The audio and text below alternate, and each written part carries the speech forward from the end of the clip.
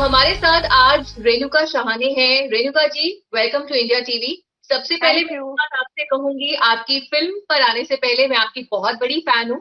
और आपको देखकर ही मैंने ये सोचा था कि मैं भी आगे चल के एंकर बनूंगी आपका अरे शो। वाह, क्या बात है। So thank you so very much for inspiring अस। और अभी तो आप बड़े बड़े हमारे सामने चैलेंजेस सेट कर रही हैं, क्योंकि आप हर वो काम कर रही हैं जो हर एक का ड्रीम होता है करना। And we are thank following you. You. तो thank you Renuka so ji, much.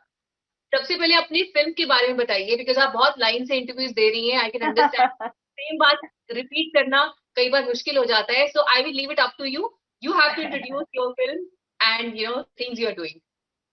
देखिए, त्रिभंग एक ऐसी कहानी है जो तीन महिलाओं की है, जो एक ही परिवार से हैं और तीन अलग अलग पीढ़ी की हैं।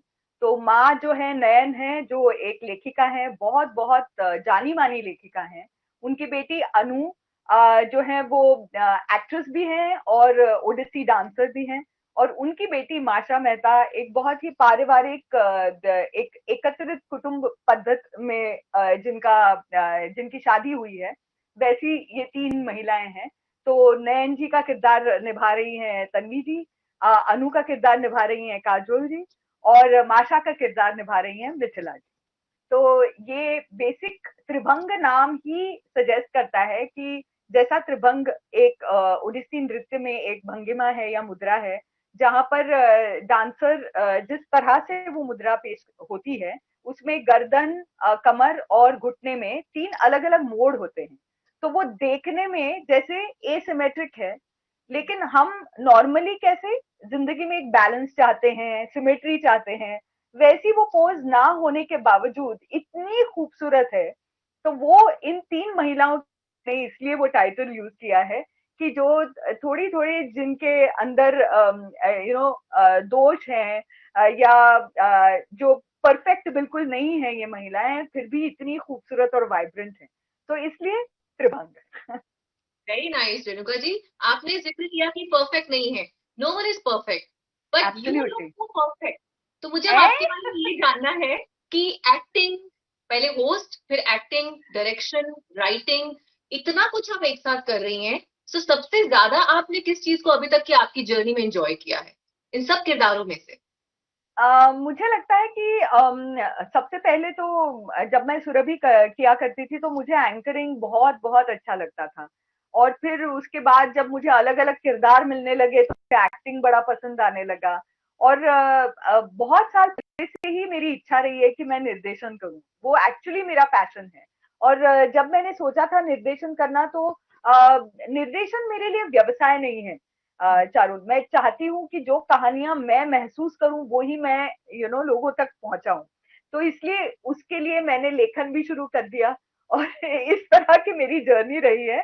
और ये सब मतलब सोचा समझा नहीं था। Everything seem to fall in to place, luckily for me. तो इसलिए I went with the flow. लेकिन मुझे निर्देशन सबसे ज्यादा अच्छा लगता है, क्योंकि एक हिसाब की एक जिम्मेदारी होती है, आप पूरी तरह से जिम्मेदार हो उस प्रोडक्ट के लिए। तो अगर किसी को वो प्रोडक्ट अच्छा लगता है, वो कलाकृति अच्छी लगती है, तो इसका मतलब है कि आपने और आपके पूरे यूनिट ने बहुत बेहतरीन काम किया है। लेकिन किसी को अगर अच्छी नहीं लगी, तो वो जिम्मेदार उसका मैं हूँ, ऐसा मैं समझती हूँ। तो captain of the ship and I am willing to take the responsibility.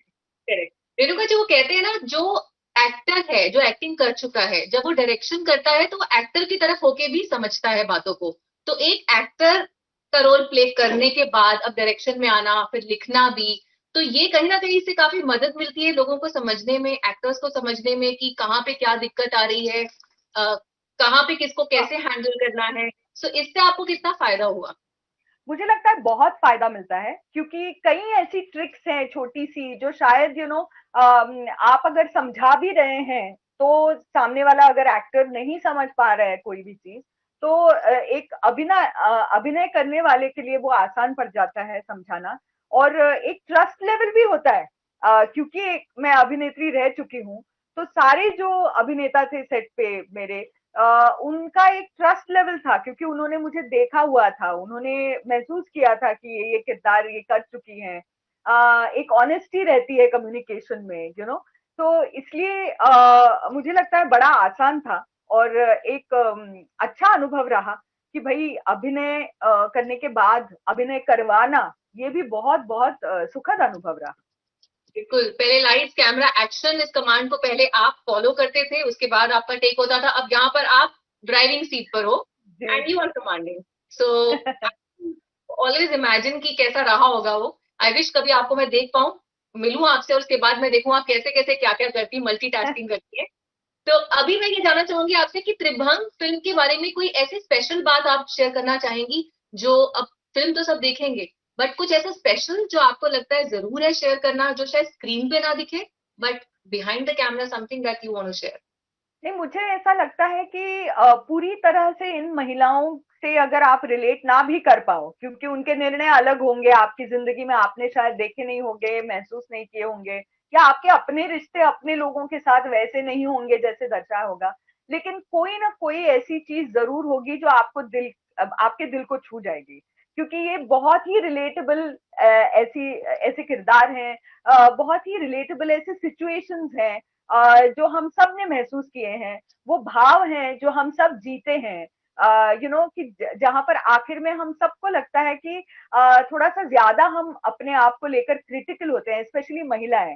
तो मुझे ऐसा लगता है कि उस फिल्म को देख के अगर आप अपने आप को थोड़ा सा एक हग कर लें कि आप ठीक है कि अगर थोड़े से फ्लॉड भी हैं फिर भी अच्छे हैं, तो मेरे लिए वो एक चीज सार्थक रहेगी, क्योंकि त्रिभंग में यही दर्शाना चाहती हूँ, स्पेशली माओ के बारे में, कि भाई वो भी इंसान है, उनकी अपनी जिंदगी है, सपने हैं, जो कहीं ना कहीं हम बैक बैक बर्नर पे रखते हैं, और माओ से एक्सपेक्ट बहुत ज्यादा करते हैं, और कभी उनसे नहीं पूछते कि आपको क्या चाहिए, आप क्या करना चाहती हैं, आप क्या सोच रही हैं। तो मुझे लगता है त्रिभंग के बाद अगर लोग ये भी करें तो बहुत अच्छी बात होगी मेरे लिए। बिल्कुल रेणुका जी, और ये बहुत सही टाइम पे आपकी फिल्म आ रही है, क्योंकि लॉकडाउन में हमने करीब से देखा है एक दूसरे को, स्पेशली हमारी मदर्स को, जी। स्पेशली उन लोगों को जो हमारे लिए करते हैं दिल से। तो कहीं ना बिल्कुल कहीं वो लॉकडाउन में जो एक जर्नी रही सबकी, और अब इस फिल्म में, तो ये कहीं ना कहीं मैं इसे इंटरकनेक्टेड समझ सकती हूँ।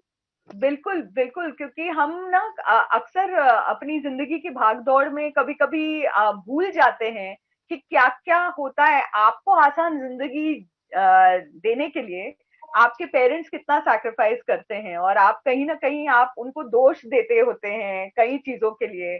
जब आप खुद माँ बन जाते हैं तो आपको पता चलता है कि हे भगवान, ये सारी चीजें मेरी माँ ने सोची होंगी, और आज मैं ये जब सोचती हूँ तो मुझे पता चलता है कि वो कितना कठिन जॉब है, to be a good mother. तो मुझे लगता है कि ऐसा कोई किरदार या ऐसा कोई इंसान नहीं है जो बिल्कुल पूरी तरह से परफेक्ट हो, लेकिन अगर आप अंदर से खुश हैं और अपनी माँ अगर अंदर से खुश है तो वो खुशी बांटने में ज्यादा सहूलियत होगी, तो वो भी हमको केयर देना चाहिए। और लॉकडाउन में आप सही कह रही हैं कि हमारे जो भी लोग हमारी जिंदगी आसान कर रहे हैं, हमने भी शायद उनकी जिंदगी आसान करने का कुछ ना कुछ तरीका सोचा होगा लॉकडाउन में।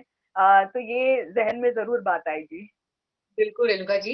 काजोल और तन्वी को आपने डायरेक्ट किया है, तो कैसा रहा ओवरऑल एक्सपीरियंस? किसी ने ज्यादा तंग किया या नॉर्मल रहा सब कुछ जैसे एक्सपेक्ट किया था?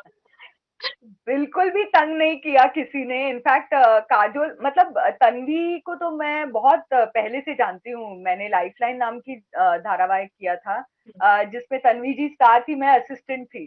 तो तब से मतलब मेरी जर्नी असिस्टेंट के रूप में शुरू हुई, और आज मैं उनको डायरेक्ट कर रही हूँ, तो वो एक बहुत एक मेरे ख्याल से एक गोल पूरा हो गया है हमारा। लेकिन काजोल के बारे में मुझे मतलब, क्योंकि मैंने कभी उनको एज एन अभिनेत्री भी मैंने उनके साथ कभी काम नहीं किया, तो वो मुझे जरूर थोड़ा सा नर्वसनेस था कि सेट पे कैसे होंगे, वो सुपरस्टार हैं, तो वो मेरी डायरेक्शंस कैसे लेंगी या कैसे सुनेंगी और कैसा होगा वातावरण। लेकिन ओ माय गॉड, वो सेट पे जिस तरह से थी, वो इतनी एक तो नॉर्मल है, मतलब उसमें कोई सारी एज ही नहीं है। जब वो कोई भी चीज एक्सेप्ट करती है तो वो एक तो 100% अपने आप को उसमें ढालती है, उस किरदार में पूरा खुल के जीती है उस किरदार को, जो किसी भी निर्देशक के लिए कितनी बड़ी बात है।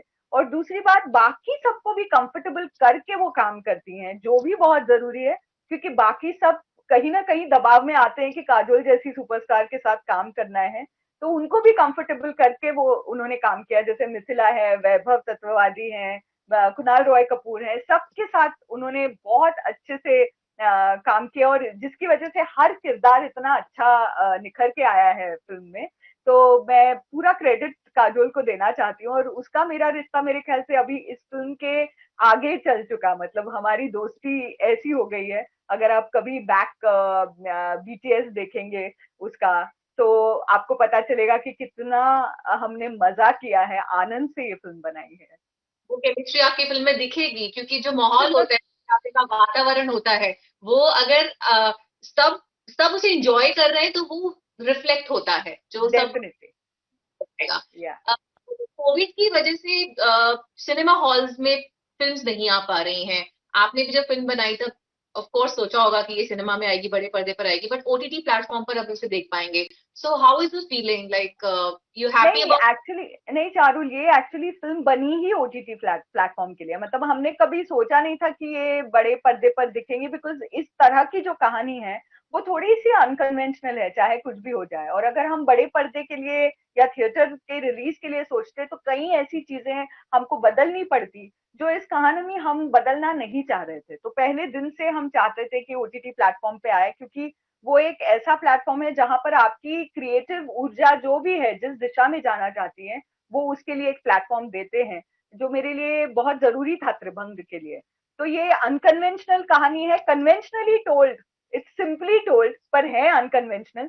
तो हम जब भी सोचते हैं बड़े पर्दे के लिए, थिएटर रिलीज के लिए, तो आपको कहीं ना कहीं इकोनॉमिकल वायबिलिटी उसकी आर्थिक रूप में सोचनी पड़ती है, जो जब आप ओटीटी प्लेटफॉर्म में किसी भी चीज को डालते हो तो एटलीस्ट वो प्रेशर नहीं होता आप पर।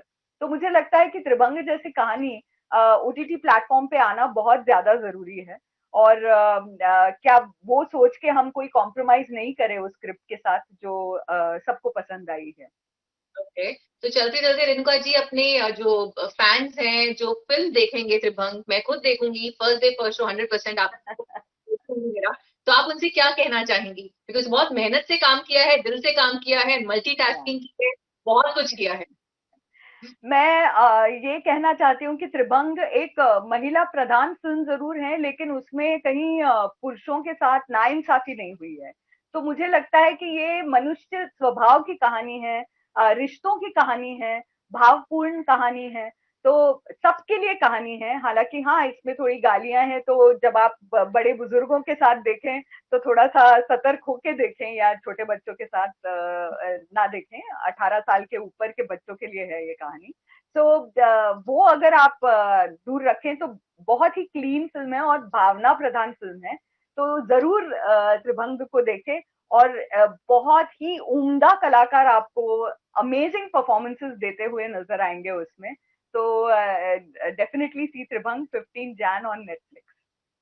जॉली। एंड आपको सिल्वर स्क्रीन पर हम कब देख पाएंगे? अब वी वांट टू सी।